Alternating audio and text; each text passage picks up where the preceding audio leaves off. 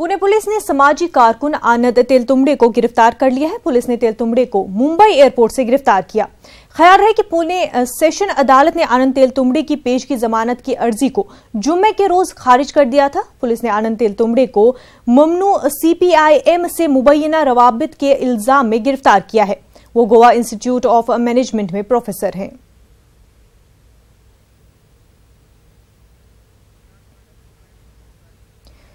मुंबई से हमारे नुमाइंदे प्रशांत पांडे इस वक्त हमारे साथ जुड़ चुके हैं। प्रशांत, आपसे अपडेट जानना चाहेंगे।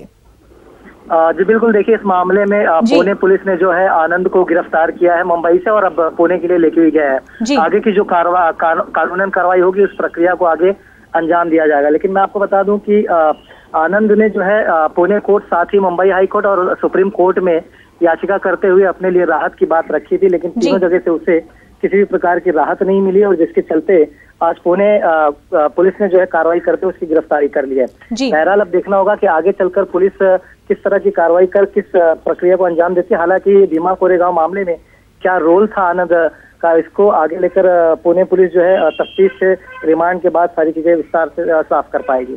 जी प्रशांत, और कोर्ट का कहना था कि इन्वेस्टिगेटिंग ऑफिसर्स को काफी कुछ सबूत मिले हैं एक्टिविस्ट के खिलाफ, तो पता चल पाया है कि क्या कुछ सबूत मिल पाए हैं इन्वेस्टिगेटिंग ऑफिसर्स को? जी बिल्कुल, देखिए जब कोर्ट की कार्रवाई चल रही थी तो उस वक्त आनंद की तरफ से खुद याचिका करते हुए कहा गया था कि जिस दिन भीमा कोरेगांव का वाकया हुआ उस दिन वो पूना में था ही नहीं बल्कि वो गोवा में था।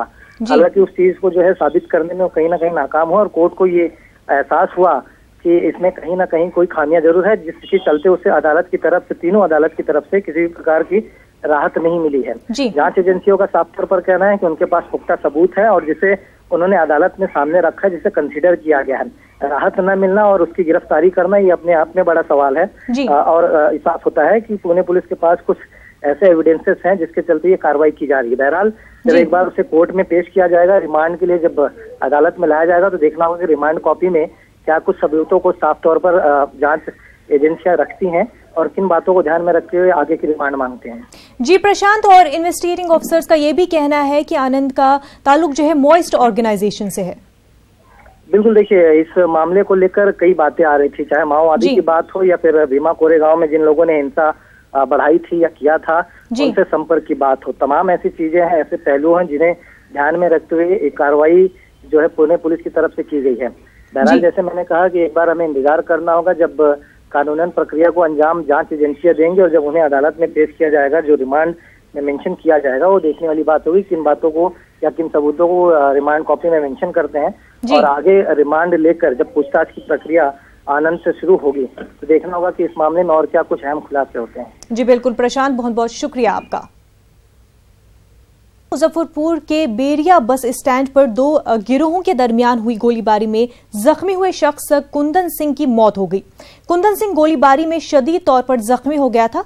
कल शाम मुजफ्फरपुर के बेरिया बस स्टैंड पर दोनों तरफ से गोलियां चली थी। कुंदन सिंह को 3 गोलियां लगी थी। पुलिस को भी हालात पर काबू पाने के लिए गोलियां चलानी पड़ी थी।